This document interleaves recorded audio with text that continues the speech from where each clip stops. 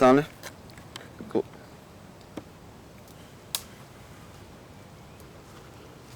Nungulele, waban.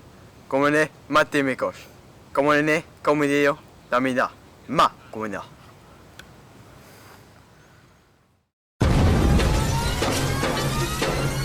Try, control, red.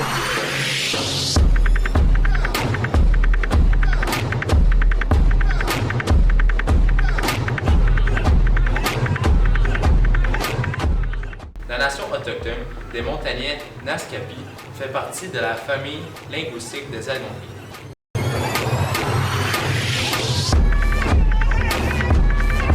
Le territoire des montagnais occupait une grande partie de la péninsule du Labrador et de l'est du Québec. Les montagnais sont un peuple nomade. Ils vivent de la chasse, du caribou, de l'orignal, du castor et de l'ours. Mais ils pêchent aussi plusieurs poissons d'eau douce.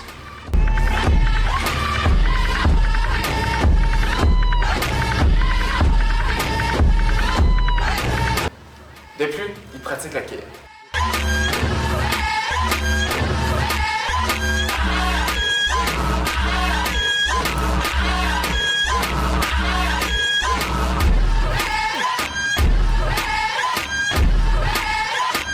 Pour eux, toutes les parties d'un animal tué sont importantes. Ils vivent dans un wigwam fait d'écorce. Les Inuits vivaient en petits groupes familiaux ou en clans loin des côtes durant l'hiver. Ils se regroupaient en groupes bien plus grands, notamment à l'embouchure de rivières importantes ou de grands plans d'eau intérieurs l'été. Cela contribuait grandement au développement culturel et social et aux associations entre les clans. Ce sont généralement les liens de parenté qui permettaient la formation des différents clans. Ils pouvaient, lors de regroupements, choisir leur chef en fonction de ses qualités personnelles, comme son habileté de chasseur, sa sagesse ou sa capacité de communiquer avec l'esprit des animaux. Les tâches étaient relativement réparties selon le sexe. Selon les circonstances et les exigences des déplacements, hommes et femmes pouvaient réaliser les tâches des uns et des autres sans se consulter. Les hommes s'occupaient ordinairement de la chasse au gros gibier, de la construction du campement, du troc et de la fabrication de certains outils. Pièges et équipements sophistiqués comme le canot, le fût des raquettes, les avirons, etc. Les femmes s'occupaient ordinairement de l'aménagement du campement, de la chasse, de la pêche, de la trappe près du campement, du dressage des raquettes, de la fabrication, de l'entretien des vêtements, des tentes, de la cueillette des fruits sauvages, des herbes médicinales et de l'éducation des jeunes enfants.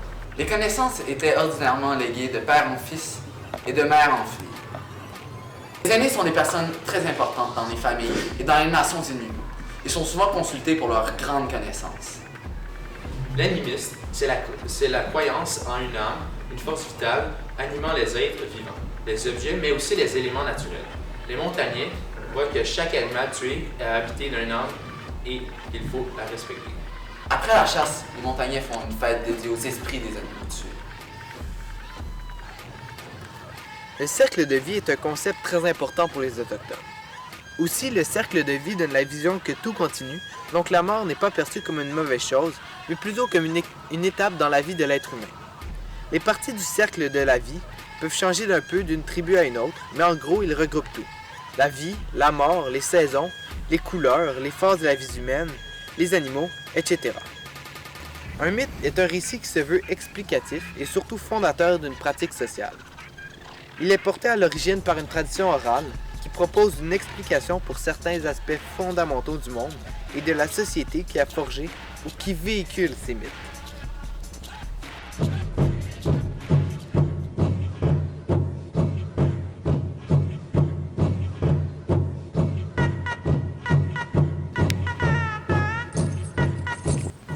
Ce récit est celui de Tsakapèche, premier habitant sur Terre et premier signe de vie dans l'univers.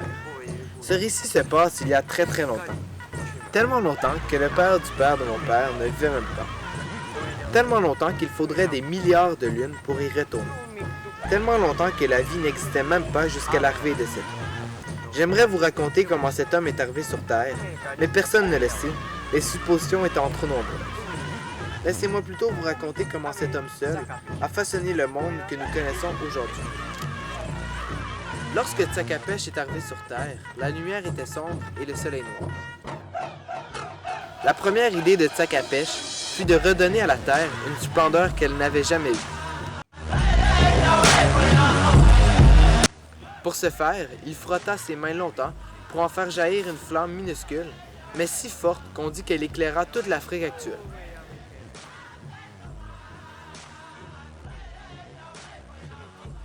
Cette flammèche fit un feu.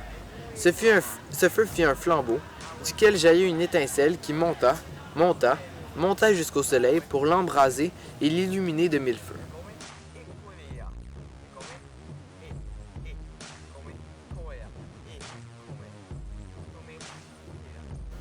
Une fois cette tâche faite, le petit Amérindien s'affaira à créer les 3 éléments restants. Pour la terre, le petit homme coupa un petit bout de sa peau qu'il lança dans le vide, et de cet épiderme, le sol fut créé.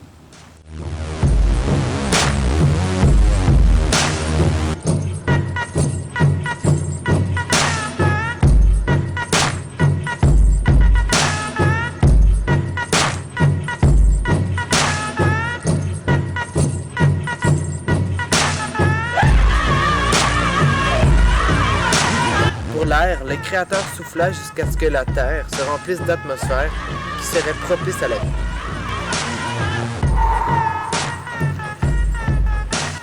Pour l'eau, il cracha par terre et de ce graillon jaillit un torrent qui renfloua toutes les mers du monde.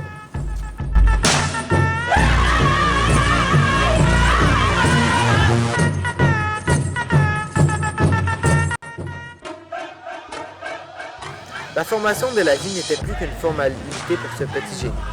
Il fit simplement accélérer le cours des choses en tapant le sol 3 fois des pieds pour que des éléphants viennent boire au cours d'eau au lieu de mammouths venant lécher un sol chez lui.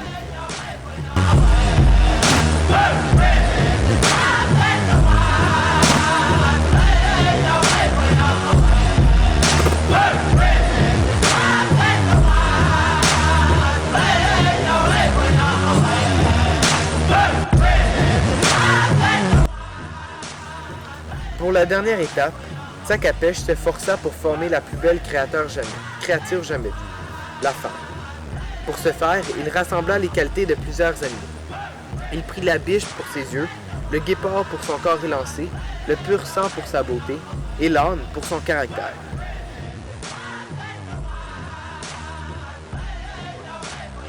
Une fois ces 4 tâches accomplies, Tsakapèche alla se reposer dans une grotte.